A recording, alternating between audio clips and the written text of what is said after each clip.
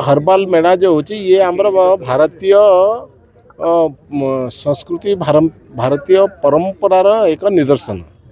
आमे जो माननीय प्रधानमंत्री सबुड़े कहते जे विरासत रु विकास ही भी आमर लक्ष्य। आमर भारत विश्वगुरु जो थिला भारतर जो ज्ञान कौशल थिला आमर जड़ीबूटी औषध रे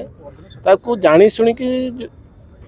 इंग्रेज माने जो भाया भाव नष्ट कर देथिले एवं ताकू जो भाव में डेभलप्ड होगा कथा देशर स्वाधीनता पर हो नाला ताकू पुणी सामना को आनी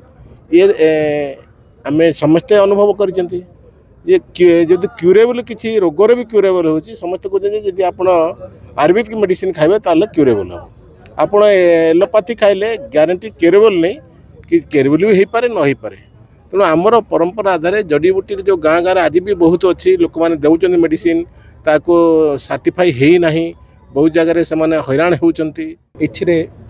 पूरा राज्य रु 75टा स्टॉल हेची ता संगे संगे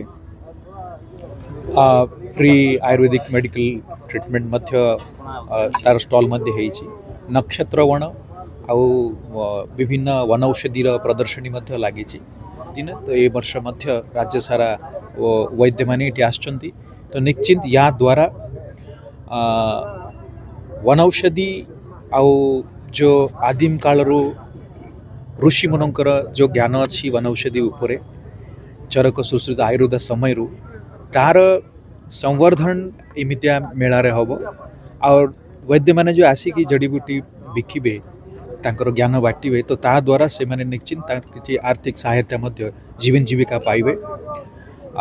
और जिला सारा जो लोक मैंने आसछंती ग्रामवासी नगरवासी सबु लोक से मैंने आसिकी निश्चिंत याठू उपकृत हेबे समस्त को अवेयरनेस कराई।